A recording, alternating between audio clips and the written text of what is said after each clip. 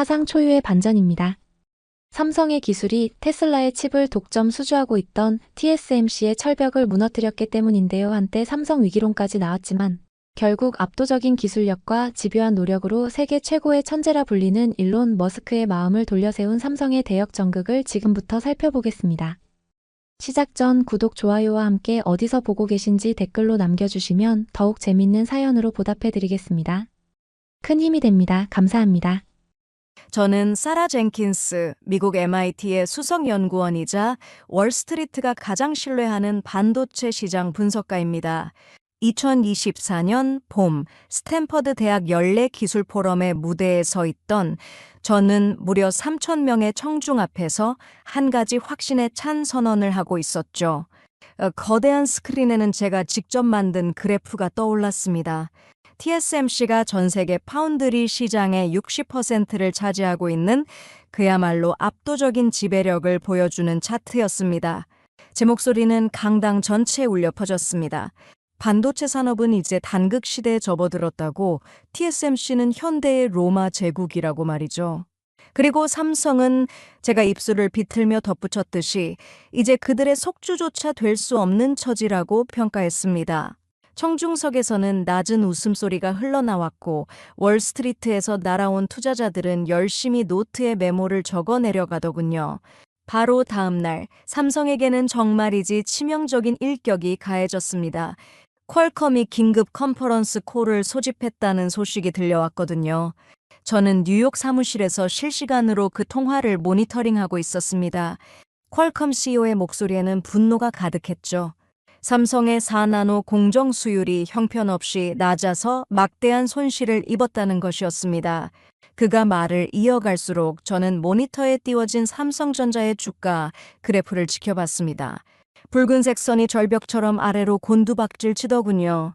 퀄컴은 결국 차세대 스냅드래곤 칩 생산 전량을 TSMC로 넘기겠다고 선언했습니다.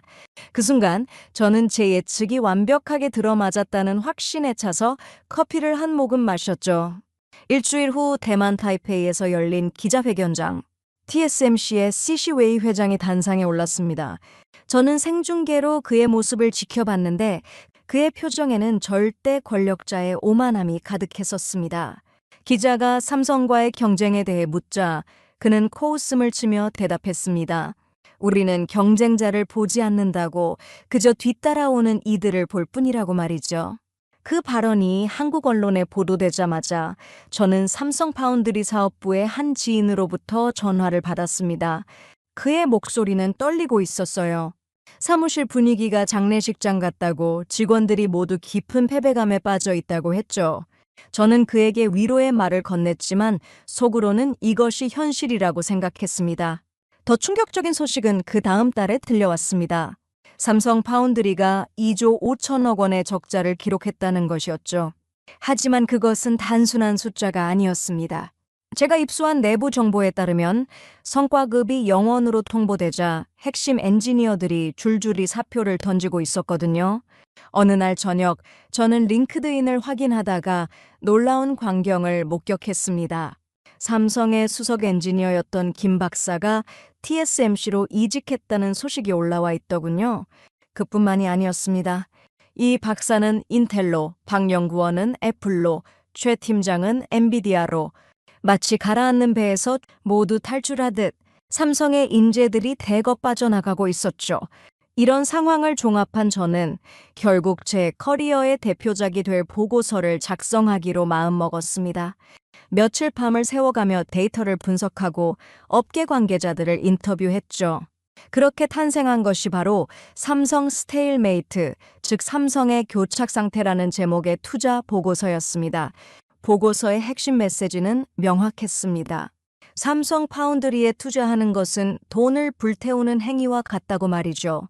제가 제시한 근거는 압도적이었습니다. 기술력 격차, 수율 문제, 인재 유출, 고객사 이탈, 모든 지표가 삼성의 몰락을 가리키고 있었거든요. 보고서가 공개되자마자 월스트리트는 발칵 뒤집혔습니다. 블룸버그와 CNBC에서 제 분석을 인용했고 주요 투자은행들은 삼성전자의 목표 주가를 대폭 하향 조정했죠. 어느새 제 보고서는 반도체 투자의 바이블처럼 여겨지게 되었고, 삼성은 글로벌 투자 시장에서 완전히 고립되고 말았습니다. 그날 밤 저는 맨해튼의 제 아파트 창문 너머로 반짝이는 도시의 불빛들을 바라보며 와인잔을 들었습니다. 제가 예측한 대로 반도체 산업의 질서는 확고했고 TSMC의 지배는 영원할 것 같았죠. 삼성이 다시 일어설 가능성은 전혀 없어 보였습니다. 적어도 그때까지는 그렇게 믿고 있었습니다. 그로부터 2달 후 저는 전혀 예상치 못한 소식을 접하게 되었습니다. 새벽 2시 뉴욕의 제 아파트에 걸려온 국제전화 한 통이 모든 것의 시작이었죠. 전화기 너머로 들려온 것은 서울에 있는 제 정보원의 숨가쁜 목소리였습니다. 삼성전자 서초 사옥에서 밤새 불이 꺼지지 않고 있다는 것이었어요. 최고 경영진의 검은색 차량들이 줄지어 지하 주차장으로 들어가는 모습이 목격됐다고 하더군요. 다음 날 아침 저는 곧바로 한국의 반도체 업계 관계자들에게 연락을 돌렸습니다. 그들이 전해준 이야기는 정말이지 충격적이었죠. 삼성 수뇌부의 긴급 임원회의에서 격렬한 논쟁이 벌어졌다는 것이었습니다. 대부분의 임원들은 안전하게 TSMC의 핀팻 기술을 따라가자고 주장했다고 해요. 검증된 길을 가자는 것이었죠. 하지만 그때 회의실 맨 끝에 앉아있던 최고 경영진이 주먹으로 탁자를 내리쳤다고 합니다. 그의 목소리는 회의실 전체를 얼어붙게 만들 정도로 단호했다더군요. 따라가다 망하느니 앞서가다 죽겠다고. 모든 자원을 GAA에 쏟아부으라고 명령했다는 것이었습니다. 게이트 올 어라운드라 불리는 이 기술은 반도체 업계에서 마치 신기루 같은 존재였습니다. 이론적으로는 완벽했지만 실제로 구현하기는 거의 불가능에 가까운 기술이었거든요. 저는 즉시 MIT 연구실로 향했습니다. 동료 연구원들과 함께 삼성이 출원한 GAA 관련 특허들을 하나하나 분석하기 시작했죠. 연구실의 화이트보드는 금세 복잡한 수식과 다이어그램으로 가득 찼습니다. 제 옆에서 특허 문서를 검토하던 마이클 교수가 안경을 벗으며 한숨을 내쉬더군요. 그는 고개를 저으며 말했습니다. 이론적으로는 정말 아름답지만 현존하는 기술로 대량 생산하는 것은 이쑤시개로 63빌딩을 짓는 것과 같다고요. 저는 그날 밤 제 사무실에서 내부 메모를 작성했습니다. 삼성의 GA 프로젝트는 완벽한 실패가 될 것이라고, 이는 절망적인 상황에서 내린 자살 행위와 다름없다고 적었죠. 그 메모는 곧 월스트리트의 주요 투자자들에게 전달되었고 삼성의 주가는 또다시 하락하기 시작했습니다. 일주일 후 샌프란시스코에서 열린 세계 반도체 포럼에 참석한 저는 더욱 확신을 갖게 되었습니다. TSMC의 부사장이 기조연설 도중 삼성을 겨냥한 듯한 발언을 했거든요. 그는 특유의 냉소적인 미소를 지으며 말했습니다. 우리는 상업 제품을 만들지 과학 숙제를 하지 않는다고요? 청중석에서는 킥킥거리는 웃음소리가 터져 나왔고 저도 모르게 입꼬리가 올라갔죠. 하지만 삼성은 정말로 미친 듯이 GAA에 매달리고 있었습니다. 제가 입수한 정보에 따르면 그들은 하루 20시간씩 연구실에서 살다시피 하며 실험을 반복하고 있었어요. 첫 번째 시제품의 수율은 정말이지 참담했습니다. 1%도 채 되지 않았다고 하더군요. 수천 개의 칩을 만들어도 제대로 작동하는 것은 손에 꼽을 정도였죠. 프로젝트 폐기가 거의 확정적인 상황이었습니다. 하지만 그때 기적 같은 일이 일어났다고 해요. 30년간 오직 반도체 연구에만 매진해온 한 노장 엔지니어가 있었는데 그가 며칠 밤을 새워가며 현미경을 들여다보고 있었다더군요. 그의 눈은 충혈되어 있었고 손은 피로에 떨리고 있었지만 포기하지 않았다고 합니다. 그리고 마침내 그는 아무도 발견하지 못한 미세한 오류를 찾아냈습니다. 원자 몇 개 크기의 정렬 오류였는데 바로 그것이 모든 문제의 원인이었던 것이죠. 그가 떨리는 목소리로 발견 사실을 알리자 연구실 전체가 술렁이기 시작했다고 합니다. 죽어가던 프로젝트에 신락 같은 희망의 불씨가 되살아난 순간이었죠. 그런데 바로 그 시점에 충격적인 스캔들이 터졌습니다. 제 이메일함에 긴급 속보가 날아들었는데 삼성의 한 연구원이 인천공항에서 체포됐다는 것이었어요. 그는 GAA 프로젝트의 핵심 자료를 USB에 담아 빼돌리려다 적발된 것이었죠. 목적지는 인텔이었다고 합니다. 저는 그 뉴스를 읽으며 복잡한 심경에 빠졌습니다. 한편으로는 삼성의 보안이 이렇게 허술한가 싶어 비웃음이 나왔지만 다른 한편으로는 묘한 의구심이 들더군요. 인텔이 그렇게까지 해서 훔치려 한 기술이라면 어쩌면 정말로 가치가 있는 것은 아닐까 하는 생각이 스쳐 지나갔거든요. 하지만 저는 곧 그런 생각을 떨쳐버렸습니다. 수십 년간 반도체 시장을 분석해온 제 경험과 직관이 말하고 있었거든요. GAA는 너무나 야심찬 도전이었고 삼성에게는 그것을 실현할 능력이 없다고요. 물에 빠진 사람이 지푸라기라도 잡듯이 절박한 상황에서 내린 무모한 선택일 뿐이라고 확신했죠. 그날 밤 저는 다시 한번 맨해튼의 야경을 바라보며 생각에 잠겼습니다. 삼성의 엔지니어들이 불 꺼진 연구실에서 고군분투하고 있을 모습이 눈앞에 그려지더군요. 하지만 저는 고개를 저었습니다. 열정만으로는 물리법칙을 뛰어넘을 수 없다는 것을 그들도 곧 깨닫게 될 거라고 생각했죠. 창밖으로 보이는 엠파이어 스테이트 빌딩의 불빛이 반짝이고 있었습니다. 저는 와인잔을 입술에 대며 혼잣말처럼 중얼거렸죠. 과연 삼성의 GAA 프로젝트가 저 빌딩처럼 우뚝 서게 될까? 아니면 이쑤시개로 지은 모래성처럼 무너질까? 그때까지만 해도 저는 후자일 거라고 철석같이 믿고 있었습니다. 하지만 운명은 때로 가장 확신에 찬 예측마저도 비웃는 법이더군요. 그해 가을, 저는 여전히 대만 반도체 제국의 철옹성이 영원할 거라 믿고 있었습니다. 하지만 어느 날 아침 제 믿음을 흔드는 첫 번째 신호가 나타났죠. 평소처럼 스타벅스에서 커피를 마시며 이메일을 확인하던 중이었습니다. 발신자 불명의 메일 한 통이 제 눈길을 끌었어요. 제목은 단순했습니다. 애플이 분노하고 있다는 내용이었죠. 처음엔 그저 스팸 메일이려니 했지만 첨부된 문서를 열어본 순간 저는 커피잔을 내려놓을 수밖에 없었습니다. 그것은 애플이 대만의 파운드리 1위 기업에 보낸 극비항의 서한의 사본이었거든요. 새로운 아이폰에 탑재된 3나노 칩에서 심각한 발열 문제가 발생하고 있다는 내용이었습니다. 배터리가 예상보다 30%나 빨리 소모되고 있었고 일부 사용자들은 폰이 뜨거워져서 들고 있기 힘들다고 불평하고 있다더군요. 저는 즉시 애플 본사에서 일하는 지인에게 전화를 걸었습니다. 그는 조심스럽게 말을 꺼냈죠. 팀 쿡 CEO가 직접 나서서 대만 쪽 경영진과 화상회의를 했다고 그의 얼굴이 불그락 푸르락했다고 전해주더군요. 철옹성의 첫 번째 금이 가는 순간이었습니다. 더 충격적인 소식은 그 다음 주에 들려왔습니다. C. 웨이 회장의 회사가 야심차게 추진하던 미국 애리조나 공장 건설이 완전한 재앙에 빠졌다는 것이었어요. 저는 현지 취재를 위해 피닉스행 비행기에 몸을 실었습니다. 사막 한가운데 우뚝 선 거대한 공장 건물은 겉보기엔 인상적이었지만 안으로 들어가 보니 완전히 다른 세상이더군요. 미국인 노동자들이 피켓을 들고 시위를 하고 있었습니다. 그들의 표정은 분노로 가득했죠. 한 노동자가 제게 다가와 하소연을 늘어놓기 시작했어요. 대만 관리자들이 자신들을 기계 부품처럼 취급한다고 하루 16시간씩 일하라고 강요한다고 말이죠. 대만에서는 공밀레라고 부르는 엔지니어를 갈아 넣는 문화가 미국에서는 전혀 통하지 않았던 것입니다. 그런데 진짜 문제는 따로 있었습니다. 제가 공장 내부를 둘러보던 중 한 엔지니어가 몰래 저를 구석으로 이끌더군요. 그가 떨리는 목소리로 전한 이야기는 충격 그 자체였습니다.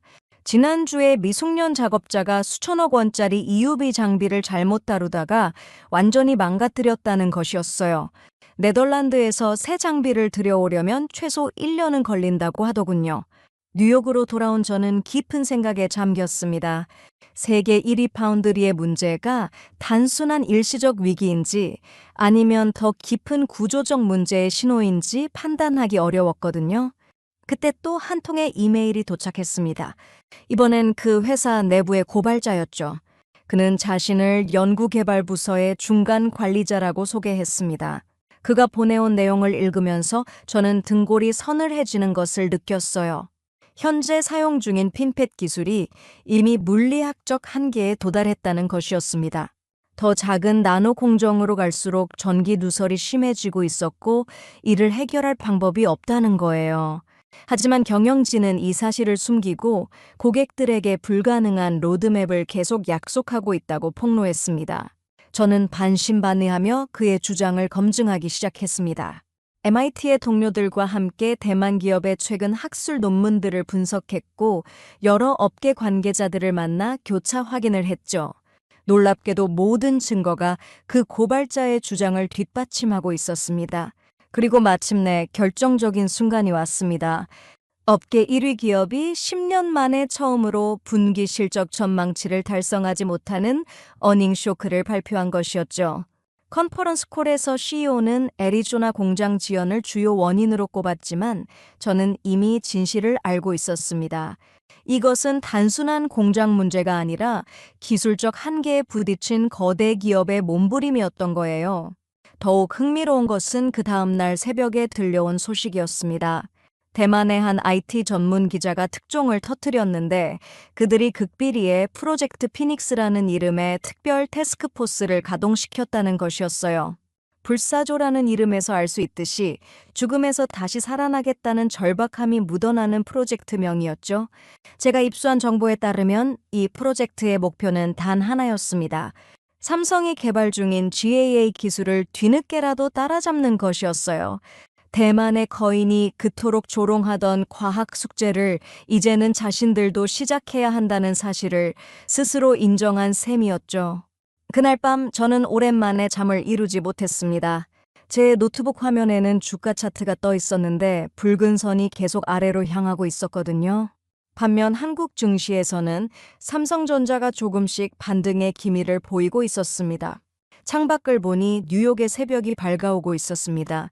저는 찬물로 얼굴을 씻으며 거울을 바라봤죠. 거울 속에 제 모습이 어쩐지 초라해 보이더군요.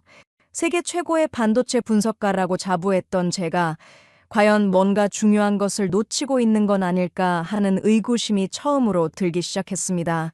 철옹성이라고 믿었던 대만 반도체 제국의 성벽에 균열이 생기기 시작했다면 혹시 제가 무시했던 삼성의 도전이 성공할 가능성도 있는 것은 아닐까요? 하지만 저는 여전히 그 생각을 인정하고 싶지 않았습니다. 적어도 그때까지는 말이죠.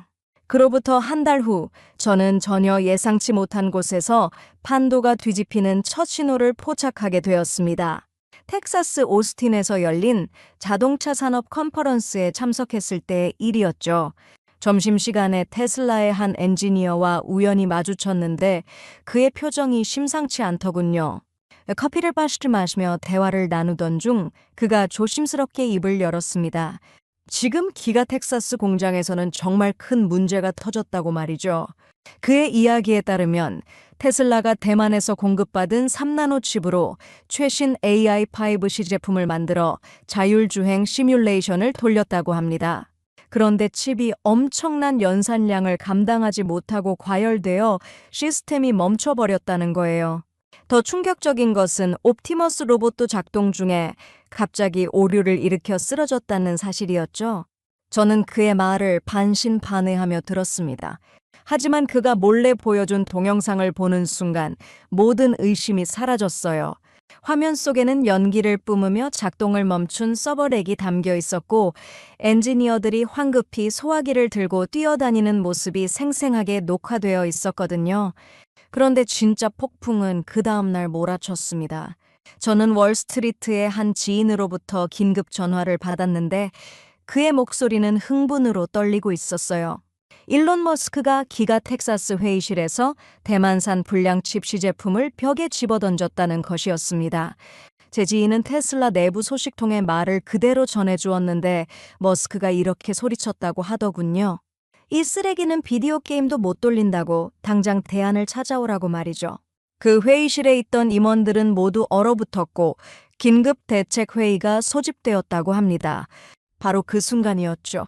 운명의 장난처럼 한 젊은 엔지니어가 조심스럽게 손을 들었다고 해요.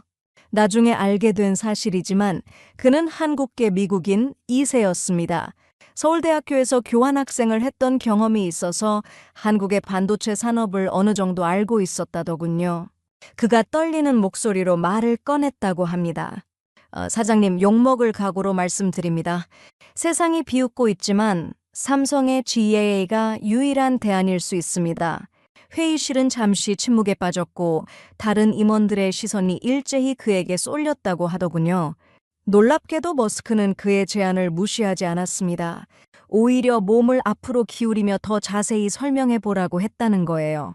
그 엔지니어는 삼성이 개발 중인 GAA 기술의 이론적 우수성과 최근의 진전 상황을 설명했고, 머스크는 진지하게 경청했다고 합니다. 그로부터 일주일 후 저는 충격적인 정보를 입수했습니다. 머스크가 극비리에 삼성 오스틴 공장에 AI5 설계도를 보냈다는 것이었어요. 대만 쪽에는 절대 비밀로 하라는 엄명과 함께 말이죠. 삼성은 불철주야 작업에 돌입했고 정확히 일주일 만에 GAA 기반 시제품을 완성했다고 하더군요. 테스트 결과는 모두를 놀라게 했습니다. 제가 테슬라 내부에서 입수한 벤치마크 자료를 보니 삼성 칩이 대만 칩보다 발열은 20% 낮았고 전력 효율은 15% 높게 나왔더군요. 같은 작업을 처리하는 속도도 눈에 띄게 빨랐고 무엇보다 안정성이 뛰어났습니다. 머스크의 반응은 극적이었다고 해요.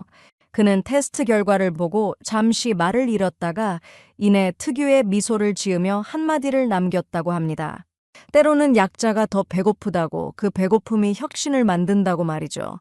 그리고 며칠 후 더욱 놀라운 일이 벌어졌습니다.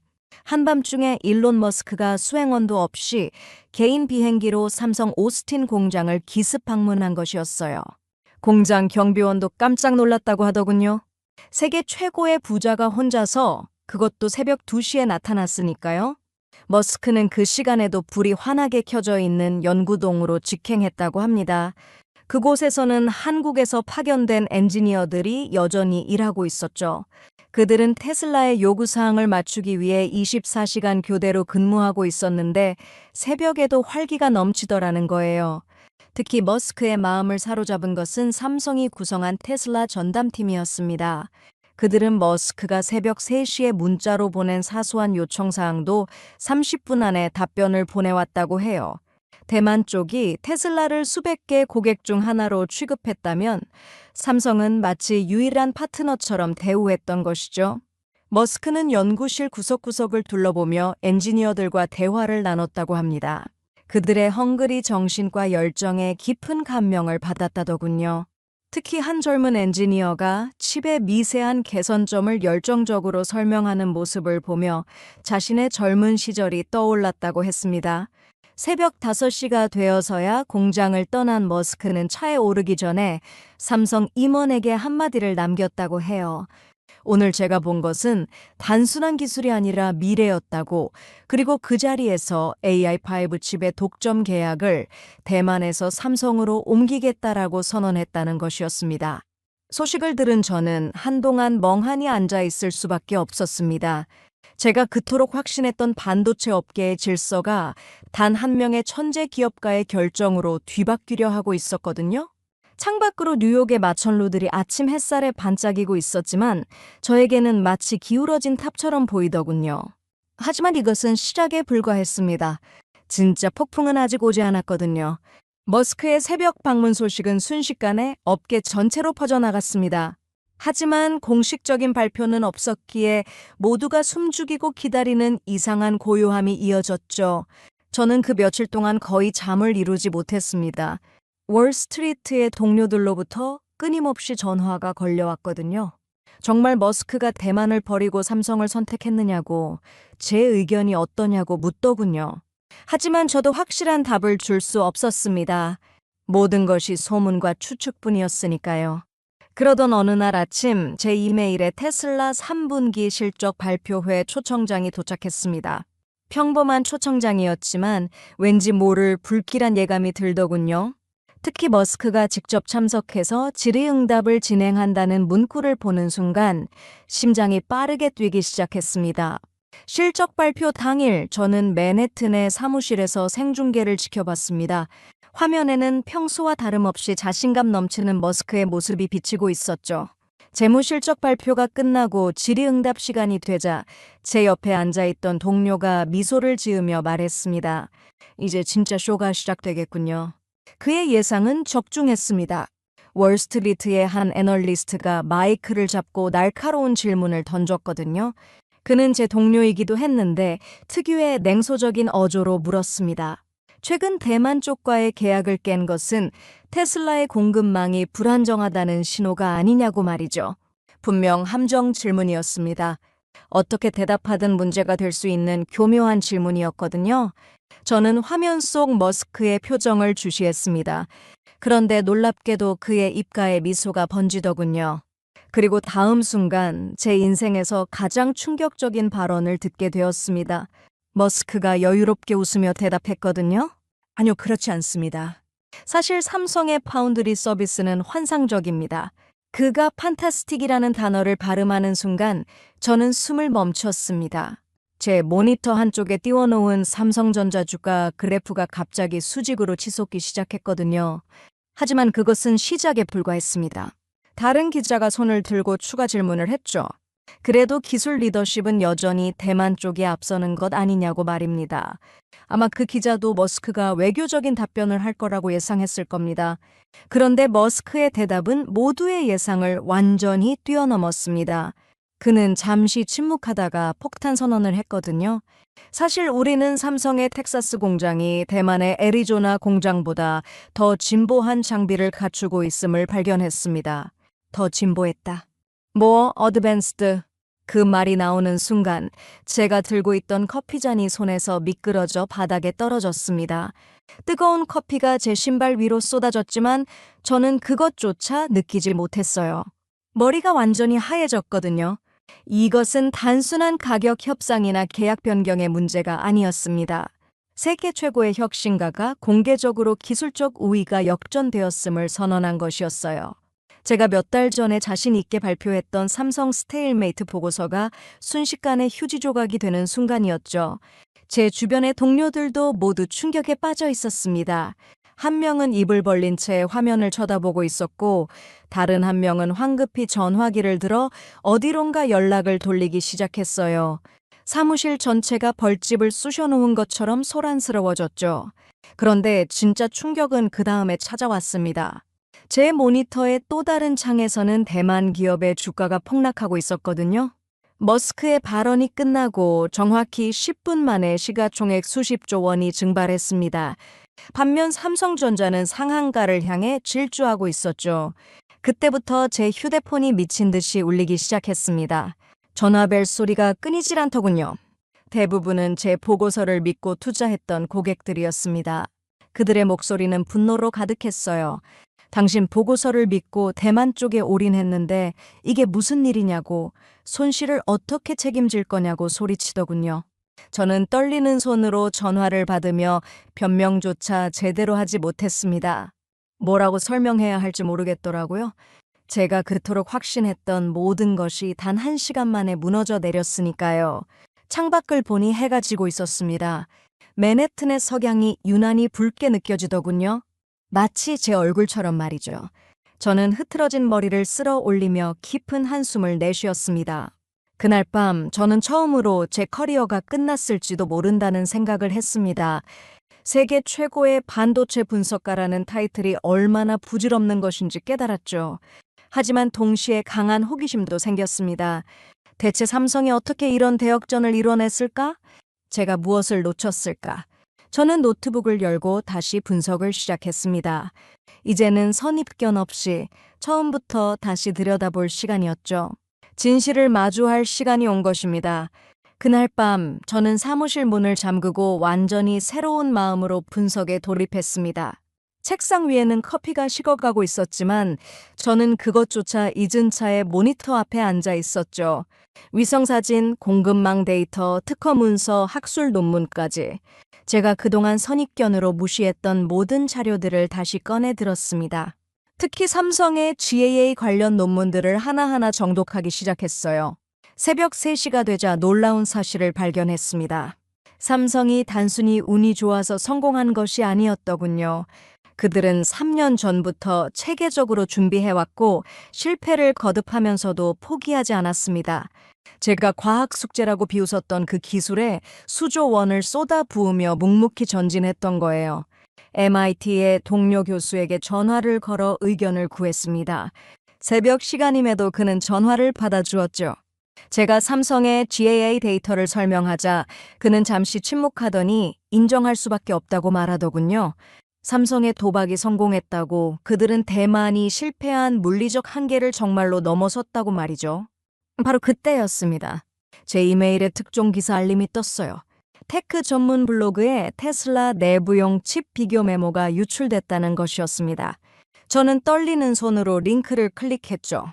화면에 나타난 문서를 보는 순간 또 한 번 충격을 받았습니다. 머스크가 직접 작성한 것으로 추정되는 그 메모에는 이렇게 적혀 있었거든요. 대만 칩은 비싸고 뜨겁다. 삼성 칩은 싸고 차갑고 빠르다. 단 6단어로 모든 것을 정리한 천재다운 평가였죠. 하지만 그 단순한 문장 뒤에는 엄청난 기술적 격차가 숨어 있었습니다.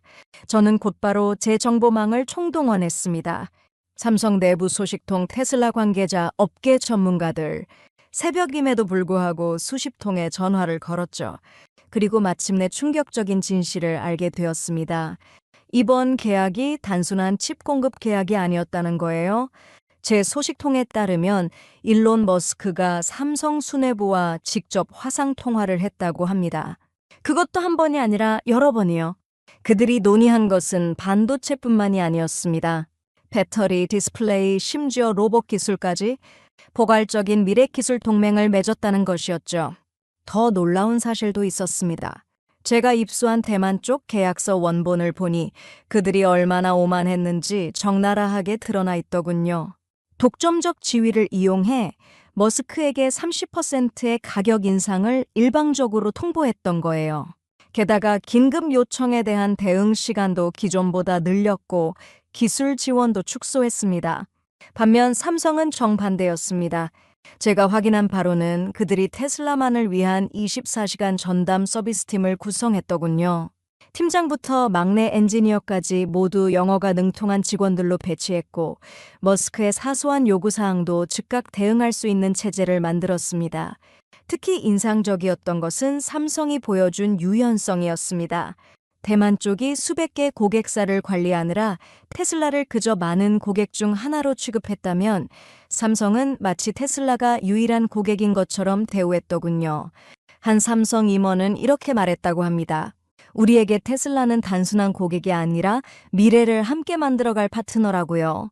새벽 5시가 되어서야 저는 모든 퍼즐 조각을 맞출 수 있었습니다. 삼성의 승리는 단순히 기술력 때문만이 아니었어요. 그들은 절박함을 혁신의 원동력으로 삼았고 고객을 왕처럼 모시는 서비스 정신을 발휘했으며 실패를 두려워하지 않는 도전 정신을 보여줬던 것입니다. 저는 노트북을 닫고 창밖을 바라봤습니다. 동이 트고 있었죠. 뉴욕의 아침이 밝아오는 것을 보며 저도 새로운 시작을 해야 한다는 것을 깨달았습니다. 제 오만함과 선입견이 얼마나 큰 실수였는지 인정해야 했어요. 그날 오전 저는 중요한 결정을 내렸습니다. 단순히 실수를 인정하는 것으로 끝낼 게 아니라 이 놀라운 역정극의 진실을 세상에 알려야겠다고 말이죠. 그것이 제가 할 수 있는 최소한의 속죄이자 진정한 분석가로서의 책무라고 생각했습니다. 저는 깨끗한 문서를 열고 새로운 보고서를 쓰기 시작했습니다. 제목은 아직 정하지 못했지만 한 가지는 확실했죠. 이번에는 편견 없이 있는 그대로의 진실만을 담을 것이라는 사실 말입니다. 창밖으로 보이는 엠파이어 스테이트 빌딩이 아침 햇살에 빛나고 있었습니다.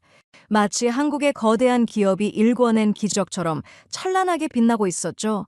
제가 새로운 보고서의 첫 문장을 쓰려던 바로 그 순간 휴대폰이 울렸습니다. 화면에 뜬 이름을 보고 깜짝 놀랐죠. 쿠퍼티노에서 일하는 오랜 친구였거든요. 그의 목소리는 흥분으로 떨리고 있었습니다. 방금 전 우리 회사 최고 경영자가 삼성 수뇌부에게 긴급 통화를 요청했다는 것이었어요. 그것도 개인 휴대폰으로 직접 전화를 걸었다고 하더군요. 애플의 CEO가 이런 행동을 보인 것은 극히 이례적인 일이었죠. 제 친구가 들은 바로는 통화 내용이 상당히 직접적이었다고 합니다.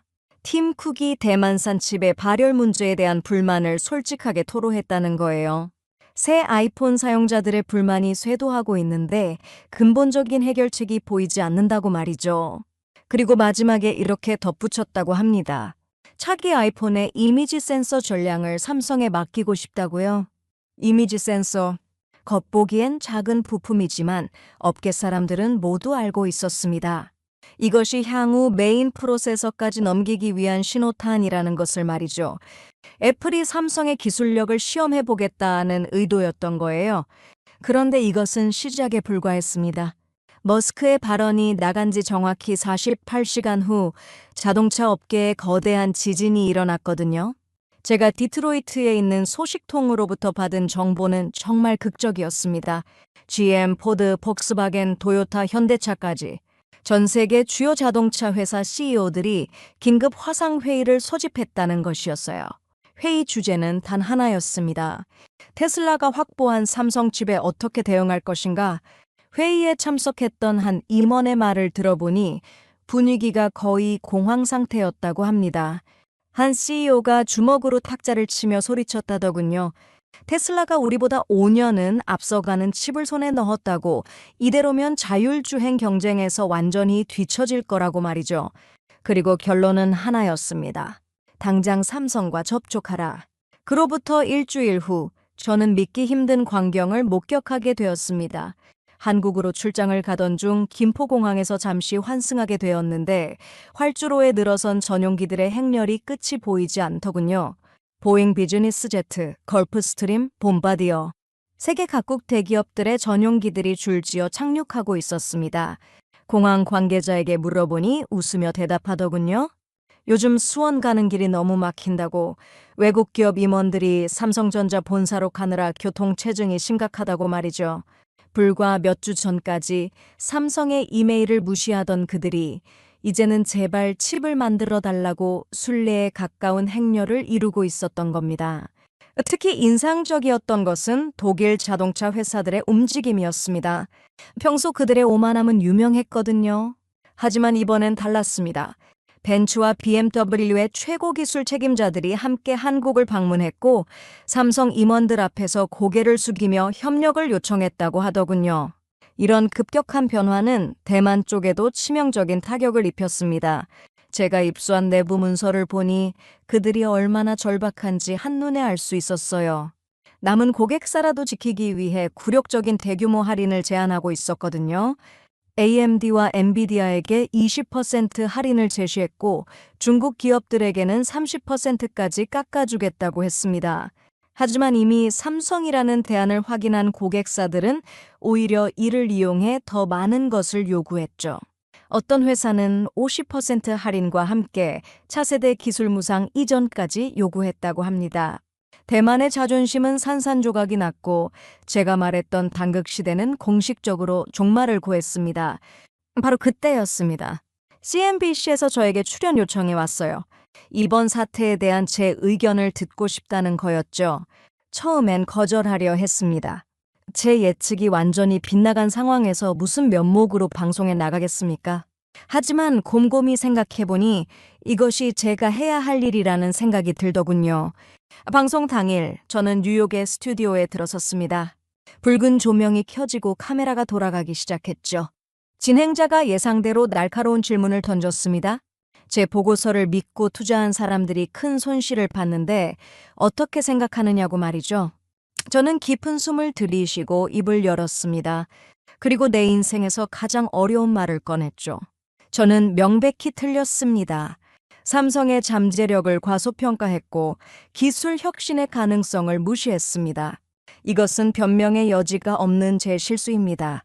스튜디오가 잠시 조용해졌습니다. 그리고 저는 말을 이어갔어요. 하지만 지금 우리가 목격하고 있는 것은 단순한 기업 간 경쟁이 아닙니다. 독점의 종말과 새로운 권력의 탄생입니다. 이것은 산업혁명 수준의 변화이며 한국이 그 중심에 서 있다는 사실을 인정해야 합니다.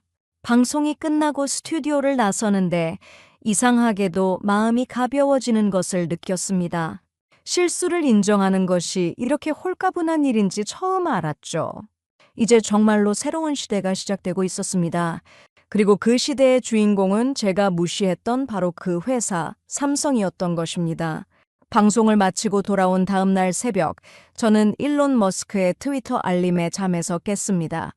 평소처럼 그의 트윗을 확인하려고 휴대폰을 들었는데 이번엔 뭔가 달랐어요. 트윗 위에 빨간색으로 중요 표시가 되어 있었거든요. 떨리는 손으로 내용을 확인한 순간 저는 침대에서 벌떡 일어났습니다. 머스크가 이렇게 선언했던 겁니다. AI5의 환상적인 성과에 힘입어 차세대 AI6 칩 개발 및 생산은 삼성 파운드리와 단독으로 진행한다. Exclusively.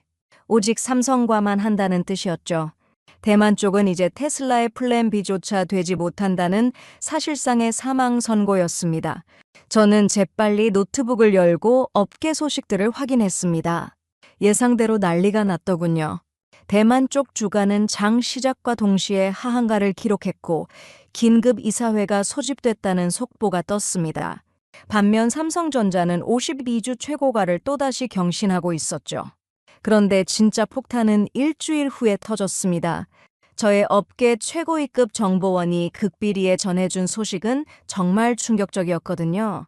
AI 칩의 절대 강자인 엔비디아가 움직이기 시작했다는 것이었습니다. 정보원의 말에 따르면 젠슨 황 CEO가 차세대 B100 블랙웰 칩을 대만에서 생산하던 중 계속해서 과열 문제에 시달렸다고 합니다. 수율도 형편없었고 전력 소모도 예상을 훨씬 초과했다더군요. 결국 젠슨 황은 극비 지시를 내렸다고 해요. 삼성의 티나노 GA 공정으로 테스트해보라고 말이죠. 이것은 엄청난 사건이었습니다. 엔비디아와 대만은 10년 넘게 독점적 파트너 관계를 유지해왔거든요. 서로를 위해서라면 무엇이든 할 정도로 끈끈한 동맹이었죠. 그런데 이제 그 철벽 같던 관계에 균열이 생기기 시작한 겁니다. 테스트 결과는 예상을 뛰어넘었다고 합니다. 삼성의 GAA 공정으로 만든 칩은 발열이 30% 감소했고 전력 효율은 25% 향상됐다더군요. 더 놀라운 것은 수율이었습니다. 대만에서는 50%도 안 되던 수율이 삼성에서는 70%를 넘었다는 거예요. 그리고 마침내 역사적인 순간이 찾아왔습니다. 엔비디아의 연례 개발자 컨퍼런스인 GTC가 열리는 날이었죠. 전 세계 AI 업계의 시선이 집중된 가운데 젠슨 황이 그의 트레이드마크인 가죽 재킷을 입고 무대에 올랐습니다. 저는 뉴욕 사무실에서 동료들과 함께 생중계를 지켜봤습니다. 젠슨 황이 AI의 미래에 대해 열정적으로 설명하다가 갑자기 목소리 톤을 바꾸더군요. 그리고 역사적인 발표를 했습니다. AI의 미래를 위해서는 최고의 파트너가 필요하다고. 그래서 엔비디아는 앞으로 대만과 삼성을 모두 활용하는 듀얼 소싱을 하기로 결정했다고 선언한 것입니다. 10년간 이어진 독점 동맹이 공식적으로 깨지는 순간이었죠. 컨퍼런스장은 술렁이기 시작했습니다. 기자들은 황급히 속보를 타전했고 참석자들은 스마트폰을 꺼내 주식 앱을 확인하기 시작했어요. 저희 사무실도 마찬가지였습니다. 한 동료가 소리쳤죠. 삼성전자가 상한가를 돌파하고 있다고 말입니다. 하지만 젠슨 황의 발표는 거기서 끝나지 않았습니다. 그는 삼성의 GAA 기술이 차세대 AI 칩 생산에 필수적이라고 강조하며 향후 더 많은 물량을 삼성에 배정할 계획이라고 덧붙였거든요. 사실상 대만의 몰락과 삼성의 승리를 공식 인정한 셈이었죠. 월스트리트는 완전히 뒤집어졌습니다. 삼성의 엔비디아 수주 소식에 전 세계 금융시장이 들썩였어요. 투자 분석가들은 앞다투어 새로운 보고서를 내놓기 시작했습니다. 그 중에서도 가장 주목받은 문구가 있었죠. AI 붐의 진정한 승자는 엔비디아가 아니라 엔비디아와 테슬라 모두를 고객으로 잡은 삼성이라는 평가였습니다. 저도 더 이상 지체할 수 없었습니다. 그동안 밤낮 없이 준비해온 새 보고서를 발표할 때가 온 것이죠. 보고서 제목은 고민 끝에 AI의 패권으로 정했습니다. 부제는 새로운 반도체 제국의 탄생이었고요. 200페이지에 달하는 그 보고서에서 저는 삼성의 기술적 우위를 상세히 분석했습니다.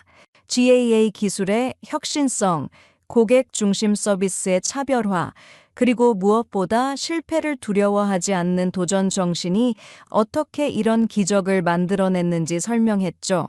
그리고 보고서의 마지막 페이지, 저는 이렇게 적었습니다. 대만은 AI 혁명의 토대를 닦았지만 삼성은 그 위에 왕국을 건설했다. AI 시대의 왕관은 이제 공식적으로 대한민국 삼성에게 넘어갔다. 이것은 단순한 기업 간 경쟁의 결과가 아니다. 절망적인 상황에서도 포기하지 않고 도전한 한국인들의 불굴의 정신이 만들어낸 위대한 승리다. 보고서를 마무리하고 창밖을 바라보니 뉴욕의 밤거리가 불빛으로 가득했습니다. 그 불빛들이 마치 수원의 삼성연구소에서 밤새 타오르던 불빛들처럼 느껴지더군요. 저는 조용히 와인잔을 들어 건배했습니다. 제가 무시하고 조롱했던 그들에게 불가능을 가능으로 만들어낸 한국의 엔지니어들에게 경의를 표하면서 말이죠.